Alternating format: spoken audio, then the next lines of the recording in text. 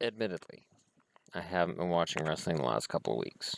Um, but they've made some smart moves. AJ Styles wins the title. Heath Slater and Rhino win the tag titles. I don't know about having the titles used as um, an angle-driven thing. However, it is a tradition in wrestling that goes back 35 years. So it doesn't bother me particularly. Um, in terms of the general um, way that the business is going, though, they seem really intent on splitting up Raw and SmackDown at this point and making them both work. There's an interesting article though on a wrestling news site where Becky Lynch is asked, "Do you think women could main event WrestleMania?" Now, first off, Becky Lynch is not going to say no. Secondly, a lot of the comments are along the lines of, "If a woman ever main events WrestleMania, I'll quit watching." I don't. Women's matches are crap. Women's, and it's like, huh. Honestly, when I watch Raw now or I watch SmackDown, I watch the women. I will watch a match or an angle that I find interesting, and that's it. It usually doesn't include the main event. Um, there's a stagnant feel to the show in general, and the ratings have been down. I think what WWE is trying to do, and wisely trying to do, is bring up the ratings. And if you can bring the show up for women, I think you're better off. I think, okay, so how would a main event for WrestleMania take place? Well, you have Sasha Banks, who is, I believe, the most popular wrestler on the roster. Now, I know the internet community doesn't agree, but I think Sasha Banks is the most over popular female on the roster. Becky Lynch is probably a close second. Charlotte is one of the more talented, and I have warmed up to Charlotte over the last year. Um, Bayley just reached the main roster. Bayley is capable of main eventing shows. Bayley is capable of getting fans' interest and of generating a lot. And I think the merchandise angle with her t-shirts, headbands, wristbands, I think she's going to sell a lot of merch. And that makes a big difference to WWE when they're picking who's in the main event. So there's your four horsewomen. Okay. You've got Natalya. Natalya is a strong mid-card woman. If there's a mid-card, she's on it. I don't agree with it. I think the reason Natalya's kept near but not at the title, I think she's perceived as not being as good looking as the other women. I disagree, but I'm not the one making the call. And I think now we're at the point where, because I believe she's over 30, that's going to start to work against her. Men can work into their 40s in wrestling, and nobody says two words about it. A guy who's 50 years old can win the title, and nobody cares. But once a woman starts being described by commentators as a veteran in the locker room, they're done. The young, perceived better-looking wrestlers will always get over. So now I'm up to 5. So there are 5 bona fide women that I think could garner interest in a main event. Now, I'm going to make myself sick by mentioning Nikki Bella. Yep, there's the bile. I am not a fan of Nikki Bella on the Total Divas show from when I've been able to sit through an episode of it, and it's painful. I'm not a fan of hers, and she's terrible with the microphone. But so's Brock Lesnar. Like, there are a lot of wrestlers who are not great on the mic. And Nikki, with her neck injury and coming back from it, there's an angle there. There's a storyline there that makes her an interesting case. And honestly, if you can take away her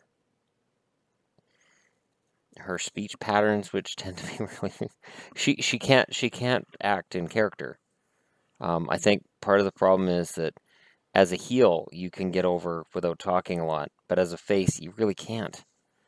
Unless you've got a good manager, I guess, but managers are normally heels as well. So Nikki as a face would have to stay over with fans cheering for her personality. Like Becky's fun on the mic, and she posts stuff on um, online. She posts little videos that are cute. The puns that she does are cute, and she can get away with them because she's cute. Bailey has this incredible personality and this brand that works. Sasha has this passion and this ability and this desire to constantly raise her game, which leads to two things: one, 5-star matches, and two, injuries. And that's always going to be the case with her. She could be the Daniel Bryan of the women's division in that way. Um, Charlotte is starting to emerge from the shadow of being Ric Flair's daughter. I don't think it's done her any favors that her every move is as Ric Flair's daughter, and she has to make a name for herself. Um, and it's something that you could argue whether or not Natalya's ever really done that, since she seems to mention Bret Hart quite a bit. How does Jim Neidhart feel about that? Jim Neidhart's her dad. He's a pretty big, strong guy. He was called the Anvil for a reason. He won anvil throwing competitions. He was damn good in the ring, and his ring psychology was fantastic. And when you look at Natalya's build, she's a very powerful, woman. That's from her dad. When Natalya's in the ring and she's executing some of those moves, I'm like, man, that is a Neidhart. So the fact that she talks about Bret all the time, I find kind of odd. I don't think it would bother Neidhart at all. I think he's just proud of his daughter, but I find it weird that she constantly mentions Bret. And it's like, yes, you're related to the Hart family on one side, but your dad was a pretty good wrestler too. Um, Outside of his short-lived stint under the mask as who. I can't fathom that personally. I just can't. I can't fathom that. Anyways, that WrestleCrap aside, WrestleCrap's a fantastic website. Highly recommend to anybody who wants to see bad wrestling. But the core here is this. You have all them together. I haven't even talked about Paige. And there's a reason. Um, Paige has gotten into some young people issues.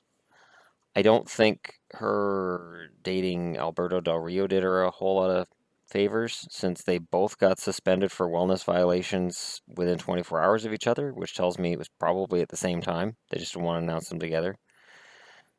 And Paige's attitude, I know when they had the Tough Enough competition there last year, I didn't like her. I was like, wow, nope. And then she was on Total Divas, and I started watching it for that. I hadn't watched it before then. And again, I was like, wow, for somebody who's the anti-diva, which was her gimmick at the time, she sure is a diva. My God. So I can't put Paige in that category, which is too bad, because in terms of pure wrestling skill, she is in that group. She does belong in that group. It was a match between Paige and Emma for the NXT Women's title, the first NXT Women's title match. That was what started all this. It was a fantastic match. And Emma should be mentioned in this conversation too. I'm not sure why I know Emma had that stupid dancing gimmick, which worked in NXT and it never worked on the main roster. And I knew it was never going to work on the main roster. And they're still making that mistake. They're still taking these little weird, off-putting gimmicks in NXT that works at Full Sail University in front of their small crowd. It's the same crowd every week. What works in front of that same crowd every week is not going to work in front of a general audience that may not have the network and may not have any idea why she's dancing like a goof. Emma as a heel has been fantastic. For women, it all comes down to looks, and Emma has nobody who's better looking than she is, I don't think, on the roster. She has her own YouTube channel, A Taste of Tennille. She's building a following. She's entertaining. She's very good as a heel. And again, my point here is all simple. There's all these women coming up, and I haven't even mentioned Dana Brooke. There's reasons I haven't mentioned Dana Brooke and Carmella.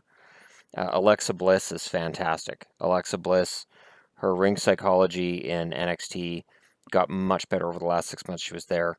Her mouthy attitude that she got when she was managing Blake and Murphy, that comes in really handy for you as a heel on the main roster.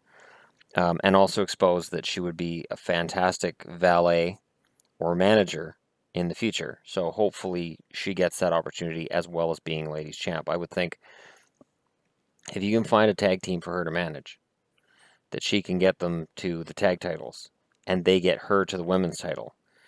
The Vaudevillains desperately need something to fix what's wrong with them, if there's any hope left. But the Usos, even, Jimmy and Jey Uso. Now, of course, you have to deal with the fact that Naomi's married to one of the Usos and may not be very much of a fan of them traveling around with the blonde as their. But I mean, that could be a storyline too. Naomi is a decent wrestler who hasn't had a really good storyline for her. And it would be very interesting to see if they could do a really good storyline that they stick with her. Part of the reason that the women's division isn't necessarily taken seriously is because every time you turn around, they're switching sides. Their allegiances are nowhere. And the only reason that they ever seem to turn against each other is jealousy. There's never any other reason. It's just, I'm jealous of you, and so I hate you. And it's like, oh, okay, so they're doing this again. Alicia Fox, a decent wrestler, absolutely god awful. Never after that backstage segment with Nia Jax, never, ever, ever, ever, ever, ever, ever, ever, ever, ever, ever let Alicia Fox near a microphone again. Don't. Just don't. Maybe work into her next contract that she cannot speak on TV or she's fired. That was the most cringe-worthy segment. And you know what's funny? Watch that segment with no sound, and you will still cringe at how awful she is. It was just shockingly bad and horrible. And it's too bad because I remember some matches Alicia Fox put on in NXT that were really good matches. NXT lets the women wrestle, it gives them time, and it really lets them develop both their in-ring psychology and their character. And Alicia seemed to be getting there, and then she goes back to SmackDown and Raw, and she's getting matches that are 2.5 minutes, and she's getting squashed. And it's like, okay, well, Nia Jax is another one who has the talent, I think, to get better and learn, and as time goes by, maybe becomes a main eventer. So how many women do I have to now? Like 12? This is why I laugh when people say, well, women's wrestling peaked with Lita and Trish back then. Yeah, and it was Lita and Trish and Victoria and Jacqueline. Depending on the year you're looking at, Jacqueline wasn't around very long into the Attitude Era. Jazz was around for a while. Terry, Stacy Keibler, Tori Wilson. It's not a great list. And if you look back at Trish and Lita's matches, Lita was not a great wrestler. At the time that she was at the top of her game, I was a member of that online wrestling community then, and the talk was about how she flopped around the ring. And like, the whole, when you get a fish on a boat and you drop it and it just flops, that was kind of how Lita wrestled. And Trish, I loved. Trish is one of the most fantastically beautiful women in the history of this planet. And in terms of going from being a model to being a wrestler, she was absolutely the best I've ever seen at making that transition. But it started with bra and panty matches and with her stripping almost completely naked in the ring at Vince McMahon's order and making her bark like a dog. Trish now is championed as this great advocate for women, but it didn't start that way. She overcame a lot of horrible angles, a lot of demeaning, humiliating storylines, and a lot of matches that were strictly to show off how gorgeous she was and not to highlight her wrestling. And I lost count of how many times she botched the Stratusfaction. That she would go to climb the ropes to hit that bulldog, and she'd either miss a rope or she'd just completely miss the bulldog. But we look back now and everybody's like, well, I remember Trish. She was great. No, she wasn't. She wasn't. She had a couple of great matches with Victoria because Lisa Marie Verone can put on a great match with almost anybody. Victoria, um, in my eyes, was a tremendous, great wrestler who still could be a great wrestler, but since she's around the same age that I am, clearly she can't be on WWE TV. She can be a trainer backstage, but she can't be on television. She's in her 40s. Why would anybody want to watch a woman in her 40s in a wrestling ring? It doesn't matter if she still looks the same. It doesn't matter if she's just as good as she was in the ring 15 years ago. Nobody wants to see that. Just imagine, Charlotte's in the ring. She's like, I've beaten everybody. Nobody can challenge me. I'm the champ, holds her title up, and Victoria's music plays and out she comes. I'm sure the crowd wouldn't react at all. I'm sure the crowd wouldn't care. Wouldn't matter, right? Yeah. There is still some sexism to get over here, which is why the idea that women main eventing at WrestleMania would be so controversial. I don't see the controversy. I look at WrestleMania right now and I say, okay, it's going to be April. It'll be Seth Rollins against Roman Reigns against Dean Ambrose somehow, is my guess. I could see AJ Styles being in a main event. Miz is pushing himself into a main event. But to either of those matches, I mean, yes, the three former members of the Shield triple threat, that's going to be a draw. But can anybody argue that if you had Sasha, Bayley, Charlotte, and Becky all in a ring with a four-way challenge for the title, whichever title, however you make this work, and WWE is going to make it work. If you get those four in the ring and you have the four horsewomen match, and you have this whole backstory going back to NXT and the storylines of how Becky got into wrestling is fascinating. How much time she spent actually wrestling, and just for all four of them, their wrestling dreams, how they got into it, how long they've been in it, where they've wrestled, what they've done. There's some fascinating stuff there. So when I see people saying, "Oh, I just stopped watching," well, I've already stopped watching. See, so one opinion is just as valid as another opinion. I personally think that if they did something like that, is it a gimmick? Sure. Would it work? Yes.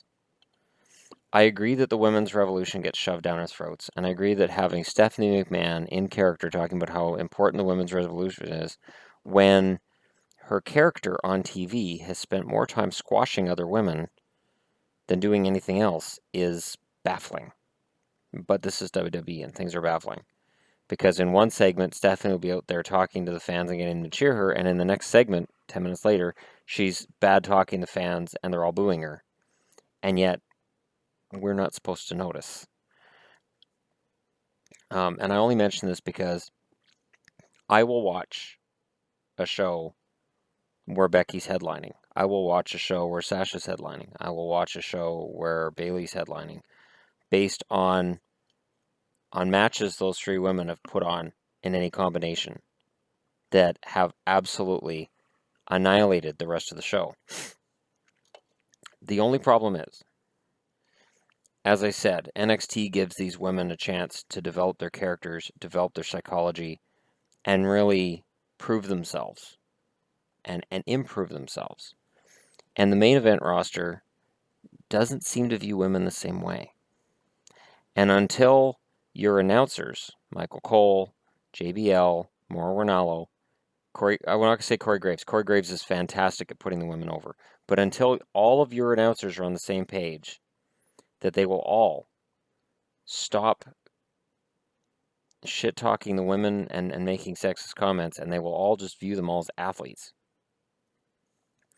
And somebody mentioned on the wrestling news site there, Ronda Rousey headlining UFC. You know why Ronda Rousey headlined UFC? Because it made money. Dana White never wanted a woman in UFC. He stated many times over there'll never be women in UFC.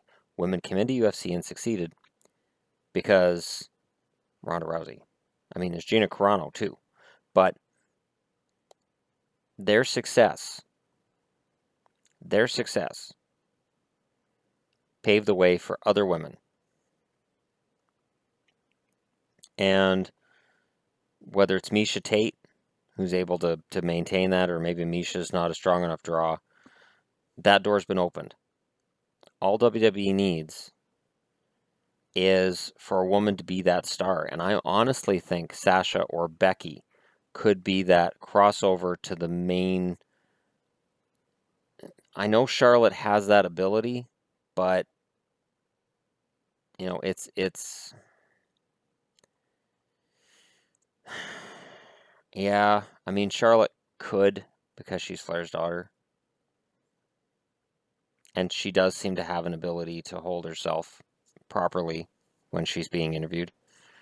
But if I had a crystal ball, and if I was going to pick which name or which face I think would show up first as a person who's at Hollywood galas and is viewed as this big upcoming star, it's Sasha. You've got everything with her. She's related to Snoop. So you've got that first off. She's extremely talented in the ring. She has an incredible amount of passion for what she does, which is why she cries a lot, which at this point is kind of becoming a thing. And I know the last time I saw her crying in the ring, I'm like, Sasha, you got to stop this. Because it makes her look weak, that she's crying all the time.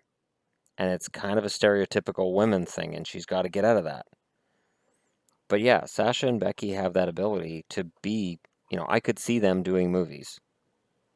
And if anybody wants to laugh and say, oh, whatever, who thought Batista was going to end up being a star in movies? Who really thought The Rock was going to get as big in the mainstream entertainment business as he has? I mean, we all knew he was tremendous in wrestling, but who thought he was going to get this big? Because between him and Austin was the more over. Austin had the bigger character. The Rock was more of um, catchphrases and being over the top.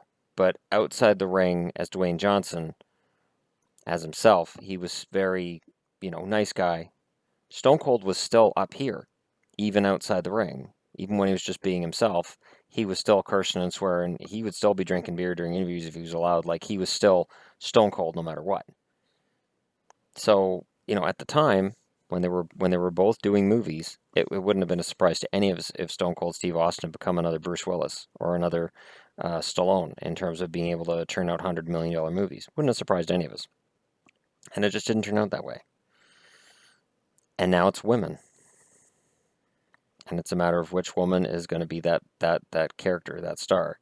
So yes, I do believe women will headline WrestleMania, and I think for fans who find that so outside the realm of possibility, you need to go back and look at main events at WrestleMania. You need to look at Bam Bam Bigelow versus Lawrence Taylor.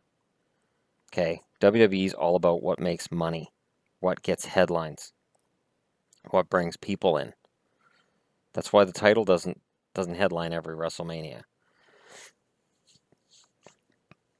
And personally, I would love to see the three members of the Shield in a main event, all three of them against each other, and a co-main event, the four horsewomen against each other.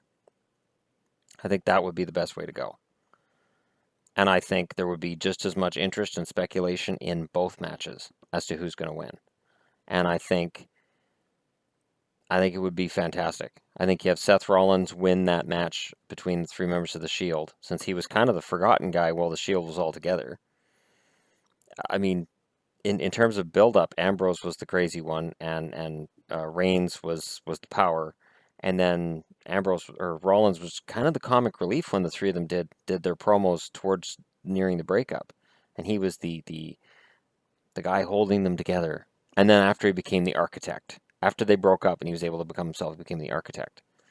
So I would see Rollins winning that, and then between the four horsewomen,